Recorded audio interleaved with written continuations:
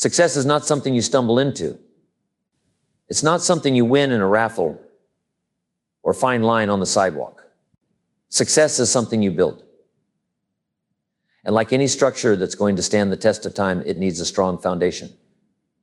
Now, we live in a world that chases results. Quick wins, big numbers, overnight fame. But I want to talk to you today about something deeper. I want to talk about the kind of success that holds up when the applause fades. The kind that brings peace, not just profit. Fulfillment, not just attention. And that kind of success isn't built by tactics alone. It's built by principles. Foundational concepts that shape who you are while you're building what you want. It's concepts that don't just make you successful. They make you stable. So in this video, I want to walk you through 6 of those principles.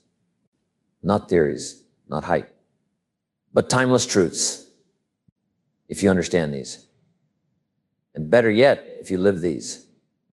Your success will not only be bigger, it'll be better. First, stop outsourcing your self-worth. True success, the kind that holds up under pressure and lasts beyond applause, begins with how you see yourself. It starts with understanding that your self-worth is not something others hand you. It's something you own. Now, I've met thousands of people who are chasing success, climbing the ladder, doing the work. But behind all that hustle, you'll often find someone still waiting for permission to feel valuable. That's dangerous. Because when your sense of worth is tied to applause, to recognition, to numbers on a screen, you've placed your identity in something that can change by the hour. That's like building your house on sand and wondering why it shakes every time the weather turns. The problem is, we're not taught this. We're taught to perform, to impress, to earn approval from the time we're young. Say the right thing, get the praise, win the trophy, get the attention, get the grades, get the love. We carry that same mindset into adulthood, into our careers, our relationships, our work. We perform and we perform and we perform, hoping that someone out there will say, "You've done enough. Now you're worthy." But that moment never comes. It never lasts. Because the applause always fades. And when it does, so does your confidence. If your self-worth is tied to it, you have to stop outsourcing your value to things you can't control. Because if you only feel good when people praise you, you'll feel lost the moment they don't. And if your identity depends on being liked, being followed, being celebrated, you'll build your life around a moving target. And my friend, that's a game you cannot win. True success starts with owning your worth before the world affirms it. Before the results come in. Before the room claps. Before the trophy. Before the headline. Before the numbers go up. You say to yourself, "I'm valuable because I'm here. I'm valuable because I choose to show up. I don't need a stamp of approval to lead, to build, to grow." Now, this doesn't mean you stop improving. It doesn't mean you sit back and do nothing. No, what it means is that your effort is no longer desperate. You don't work to prove. You work because it aligns with who you are. That's a big difference. One drains you. The other empowers you. When you stop outsourcing your self-worth, you stop shrinking to fit other people's expectations. You stop needing every post to go viral. You stop walking into rooms wondering if you belong, because you already know who you are. You walk in asking, "What can I contribute?" instead of, "Will they accept me?" And people feel that. They're drawn to it. Not because you're flashy, but because you're centered. Not because you talk the most, but because your presence carries weight. You don't need to prove. You don't need to perform. You just need to be. That's power. That's stability. That's influence. If you don't learn this early, here's what happens. You get the applause, but not the peace. You get the title, but not the fulfillment. You build the success, but then you're afraid to lose it. Because you think that if the success goes, your value goes with it. And you end up walking on eggshells in your own life, terrified that one mistake will erase your worth. That's no way to live. That's not freedom. That's not success. That's bondage dressed up in nice clothes. When you reclaim your worth, everything shifts. You can take feedback without falling apart. You can face rejection without losing yourself. You can fail without believing that you are a failure. Because now you've separated who you are from what you do. Your worth isn't on trial anymore. You don't need the perfect resume, the perfect body, the perfect story to walk in confidence. You've already decided you matter. So now your energy is free. You're not burning fuel trying to keep people impressed. You're using that fuel to create, to serve, to lead. That's the difference between those who burn out and those who build something real. When you lead from self-worth, you're not shaken every time the winds change. You're rooted. When pressure comes, and it will, you don't collapse, you adjust, you grow. You stay standing. Because you weren't built by applause. You were built by truth. You weren't made by public opinion. You were shaped in private, in the quiet moments where you decided once and for all. I know who I am, and I don't need anyone else to confirm it for me to keep going. Next, master internal alignment. If you want to experience true success, not just fast wins or occasional applause, but lasting, meaningful success, you've got to master something most people overlook, and that is internal alignment. Now, what do I mean by that? I mean that your beliefs, your thoughts, your words, and your actions must point in the same direction. Otherwise, you may look like you're moving, but you're not really going anywhere that matters. Most people look successful from a distance. Sharp suit, busy schedule, inbox full. But if you peel back the surface, what you'll find is someone worn thin from chasing goals that don't match their values. They're moving fast, but in the wrong direction. It's like climbing the ladder of success only to realize it's leaning against the wrong wall. And the higher they climb, the more lost they feel. You see, alignment isn't about being perfect. It's about being honest about what matters, honest about what you're building and why. Because you can build a beautiful life on the outside that's empty on the inside. And people do it every day. They chase the corner office, the brand deals, the follower count, and they get them. But they still feel off. Because the wins came at the cost of integrity. The goals were someone else's dreams. The success didn't reflect their truth. Now, here's what I've found. Success that violates your values will always leave you tired. Always. It's not the work that exhausts people. It's the disconnection. It's pretending. It's grinding your way towards something you don't even believe in anymore. And the tragedy is, most people never stop long enough to ask the right question. Not what's next, but what's true. If your work doesn't reflect your values, if your goals don't match your principles, if your calendar doesn't reflect your priorities, then you're out of alignment. And that friction will show up somewhere. Maybe not right away, but it will show up. In your health, your relationships, your peace of mind. It's like driving a fast car with the wheels slightly turned. Eventually, you're going to drift off the road.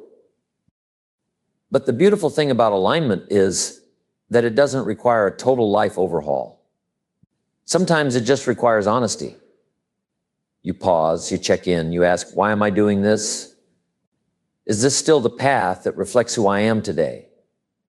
Because, friend, you're allowed to change. You're allowed to grow. And with growth comes realignment. You don't have to burn your life down, but you may need to adjust the blueprint. When you choose alignment, here's what happens. You get peace. Not because everything is easy, but because you're no longer at war with yourself. You're not playing a role. You're not selling a version of yourself that's only good for the public. You're living in truth, and people can feel that. When your life lines up, your values, your words, your actions, it creates trust. People trust you because you're consistent. You trust yourself because you're not betraying your instincts every day just to be liked. You don't have to talk about it loudly. Your life starts to speak for you. Your pace slows down. But your impact deepens. You stop chasing applause and start seeking purpose. And that purpose It's quieter, but it's stronger. It guides your decisions. It clarifies your goals. It gives your yes weight and your no integrity. Most people never experience this. They live by borrowed ambition. They copy what looks good. They build their lives on other people's blueprints. And then they wonder why they feel empty when they win. But not you. Not if you commit to alignment. Because when your heart, your habits, and your decisions are in sync, even the hard days make sense. Even the quiet seasons feel valuable. And even the obstacles don't shake you. Because you know you're building something real. I'll tell you, there's nothing like walking through life and knowing that you're not faking it. That your actions aren't a performance. That your effort comes from integrity, not insecurity. That kind of living builds something success can't buy. Inner peace. And here's the best part. Alignment doesn't just change how you work. It changes who you become. You become someone others can count on. You become someone who isn't easily swayed. Someone who doesn't need hype to keep going. Because now your direction matches your conviction. You're not just chasing progress. You're living in purpose. Next, build consistency that outlasts motivation. If you want to know the difference between those who talk about success and those who actually build it, you don't need to look at their energy levels, their mood, or even their talent. Look at their consistency. Because the truth is, motivation comes and goes. It's a mood. And moods, well, they're like the weather. They shift with how you slept, who texted you, or whether someone liked your last post. But consistency, my friend, that's a decision. It's a standard you hold, not a feeling you wait for. Now, let me be clear. Motivation is a wonderful thing. It can inspire you. It can light a fire. It can get you started. But if you build your life around waiting to feel ready, you'll stay stuck for years. Because no one, and I mean no one, wakes up motivated every day. Not the high achievers, not the authors, not the athletes, not even the great philosophers or leaders. They don't always feel like it, but they've built a rhythm, a pattern that carries them when the emotion isn't there. You see, the amateurs wait for inspiration. The professionals, they've made a decision. They've built habits that don't require a pep talk. They've designed their day so that showing up isn't an emotional negotiation. It's automatic. That's the power of consistency. It makes discipline easier. It reduces friction. You don't waste time wondering, should I do this today? Because you've already decided. You do it, whether it feels exciting or not. Now, that's not glamorous. That doesn't look good on a highlight reel. No one claps when you show up to the gym on a rainy Tuesday or write for an hour when you'd rather scroll. But let me tell you, that's the work that builds a life. Quiet, boring, repetitive, but powerful. Because consistency is how trust is built. Trust with others. And more importantly, trust with yourself. And self-trust, well, that's everything. If you don't trust yourself to follow through, you'll live in hesitation. You'll plan, but not act. You'll dream, but not build. You'll try something, fail once, and disappear. And then you'll wonder why your confidence feels so fragile. But the answer isn't more self-help videos or louder playlists. The answer is rhythm, repetition, doing what you said you would do, even when it's not exciting. And here's where most people stumble. They think success is about intensity. They wait for those big bursts of energy. But it's not. Success is about rhythm. Small daily disciplines. The kind that stack. The kind that don't impress people at first, but surprise them over time. Because it's not about what you do once. It's about what you do again and again. And let me tell you what happens when you build that rhythm. You start to see yourself differently. Not as someone trying to succeed, but as someone who does what they say. That shift is everything. Because now your identity isn't built on trying. It's built on becoming. You're not hoping to be consistent. You are consistent. You don't have to convince yourself. You don't need the right song or the right weather or the perfect mood. You just move. And when you miss a day, and you will, you don't spiral. You don't quit. You reset. You recommit. You don't let one failure define the week. You don't throw out the rhythm just because it broke. You pick up the instrument and play again. That's maturity. That's wisdom. That's how you build something that lasts. You want to know why some people seem calm, confident, steady? It's not because their life is easier. It's because their habits carry them. Their systems support them. They've removed the daily battle of should I or shouldn't I and replaced it with this is what I do. And here's the secret nobody tells you. When you build this kind of consistency, you become less anxious because you're no longer making decisions based on emotion. You're making them based on principle. You're not led by the feeling of the moment. You're led by the vision you committed to long ago. That kind of life is rare. But it's available. And it doesn't require perfection. It requires repetition, integrity, the willingness to keep showing up, not for applause, but for alignment. Because what you repeat, you become. And when your habits are rooted in values, not vibes, you can build something no one can take from you. Next, respect your seasons. One of the greatest lessons you can ever learn about success, real sustainable success, is this. Life comes in seasons.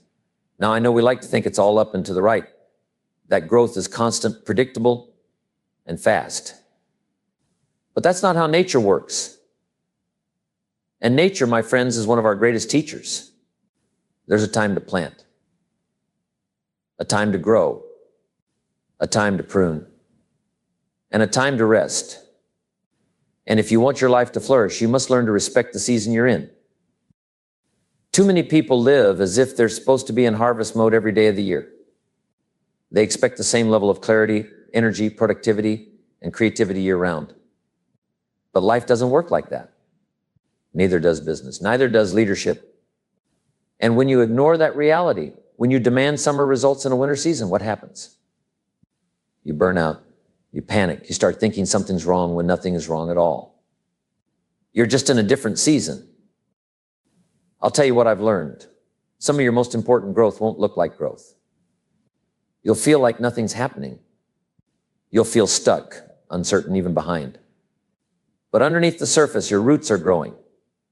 You're being strengthened, matured, refined. And if you don't learn to see the value in those quiet seasons, you'll keep rushing out of them before the work is done. The danger of comparison is greatest in this space. You'll look around and see someone else in full bloom while you're still underground. And if you're not careful, you'll start judging your worth by someone else's timing. You'll start forcing results, chasing noise, abandoning your own pace. But the fruit doesn't come faster just because you're impatient. In fact, if you harvest too early, you spoil the entire process. Respecting your seasons means you stop asking, why am I not there yet? And start asking, what is this season asking of me? Maybe it's asking for rest. Maybe it's asking for focus. Maybe it's a time to build in the dark where nobody sees so the foundation can hold what's coming later. There are seasons where the roots matter more than the reach. And if you're always trying to reach without giving attention to the depth, you'll eventually topple over. Not because you didn't grow, but because you didn't grow right. And I know what it feels like to want to move faster. I know what it's like to have the vision, to see the future in your mind, and feel frustrated that your life hasn't caught up yet. But hear me when I say this. Rushing the season won't make it better. It will only make it fragile. You'll arrive at success before you're ready to carry it. And then you'll live in fear of losing what you weren't prepared to receive. But when you honor your season, when you cooperate with it, instead of fighting it, something changes. You stop striving and start stewarding. You become present. You stop chasing the next chapter and start listening to what this chapter has to teach you. And every season has something to teach you if you're willing to listen, even the slow ones, even the quiet ones, especially those. Don't despise the winter. Winter is where clarity is born. Winter is when you learn how to rest without quitting, how to reflect without regret. Don't rush through it. Let it do its work. Because when spring comes, and it will, you'll be ready to plant with intention, not out of panic, not from pressure, but from alignment. Success built in alignment is success that lasts. And alignment only comes when you slow down long enough to hear yourself. The noise of the world will tell you to speed up, hustle, go harder. But wisdom often whispers something else.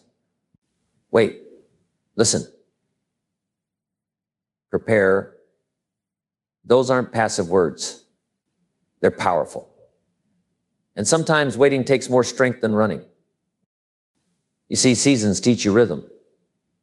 They teach you how to lead with wisdom instead of adrenaline.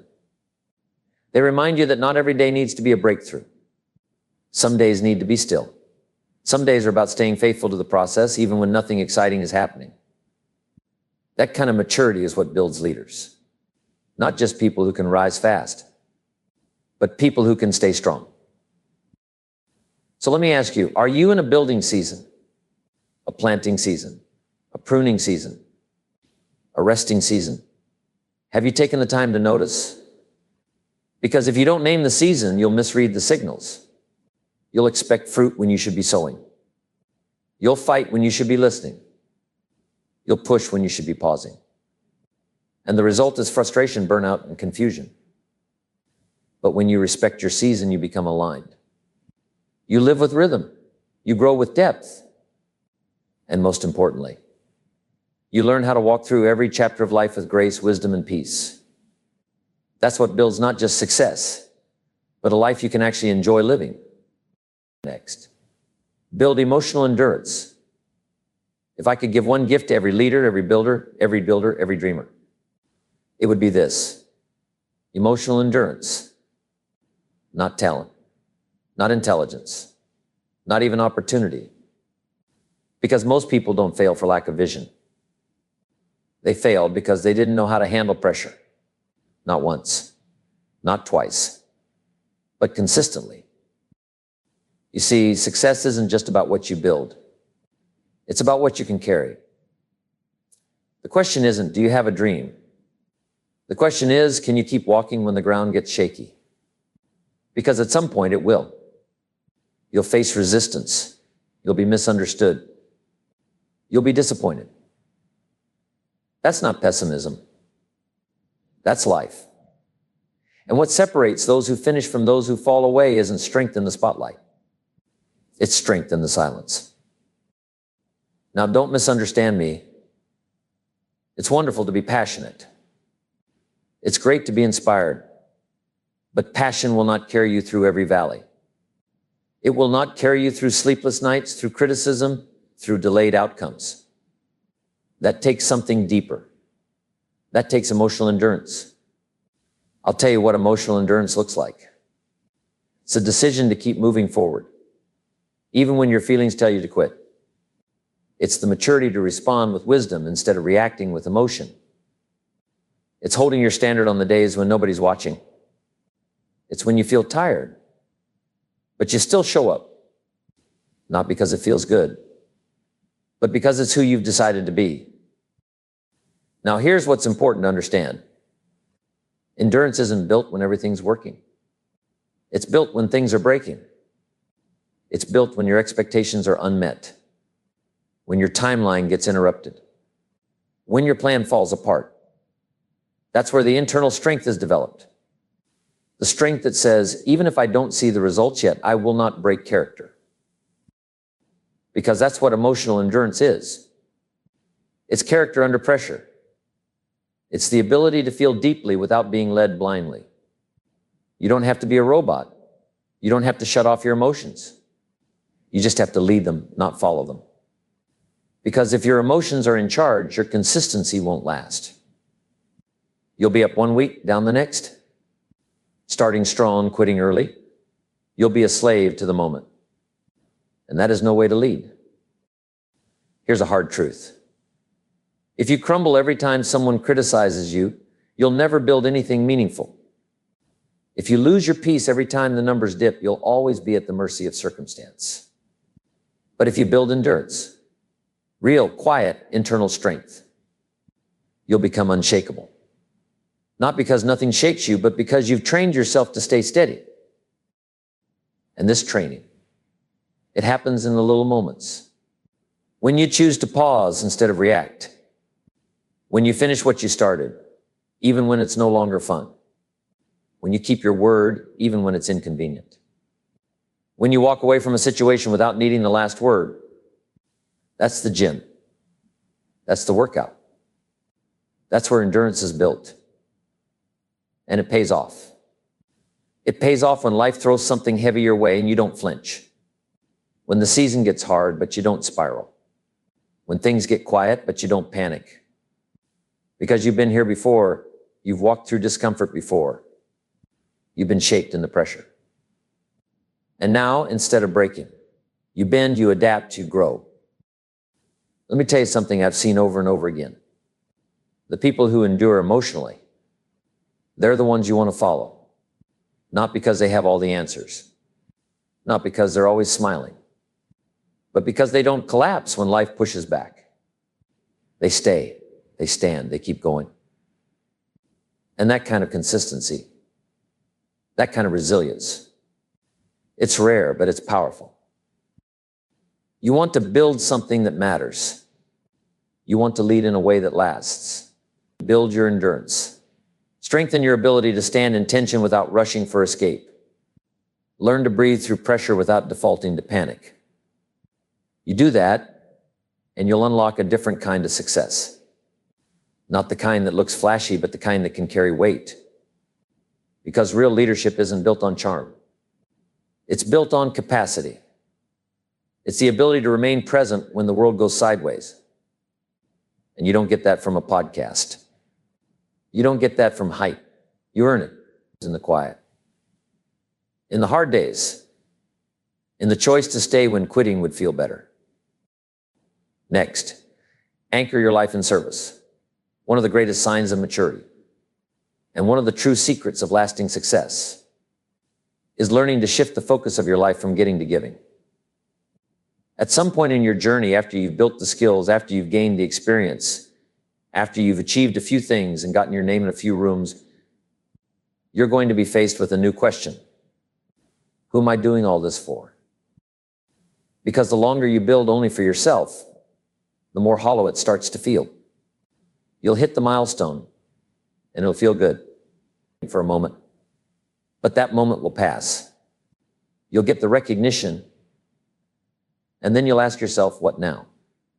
And if you don't have a deeper reason, if your work doesn't connect to something beyond your own ego, you'll start chasing more and more, but enjoying it less and less.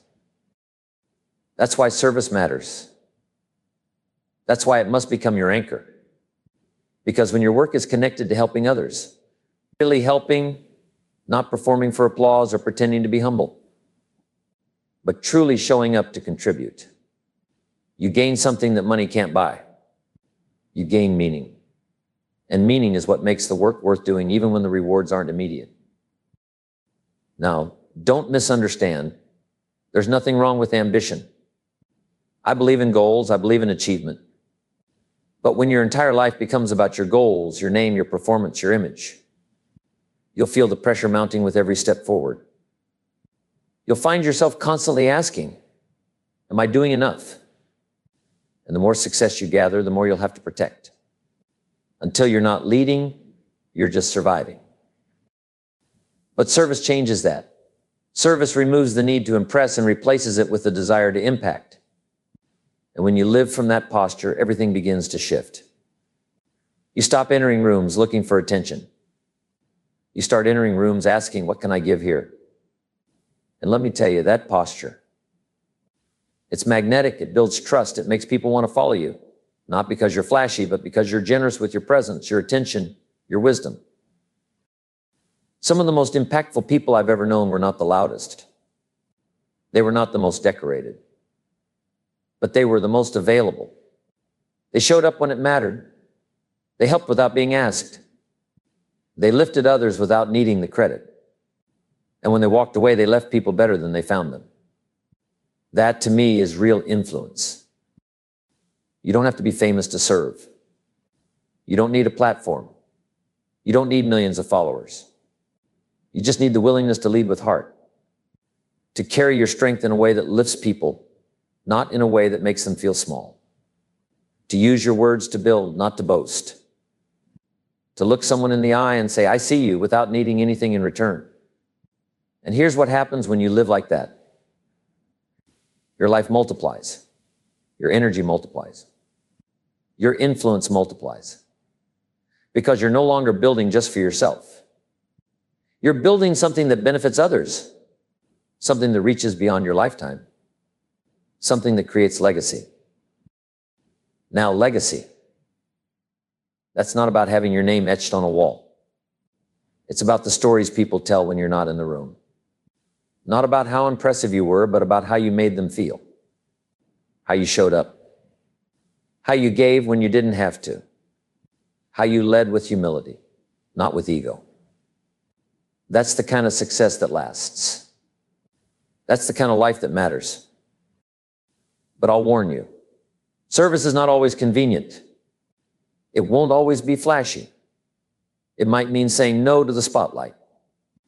It might mean doing the quiet, behind-the-scenes work that no one thanks you for. And you have to be okay with that. Because you're not doing it for applause. You're doing it because it's right.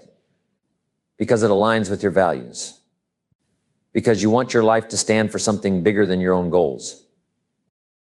And that decision, to anchor your life in service, will give you more resilience than any motivational talk ever could. Because when the road gets hard, and it will, it's easier to keep going when you're doing it for something bigger than yourself. Ego folds under pressure. Service pushes through. Ego needs to be seen. Service is okay being silent. Ego builds fast and crumbles quicker. Service builds slow, but it lasts.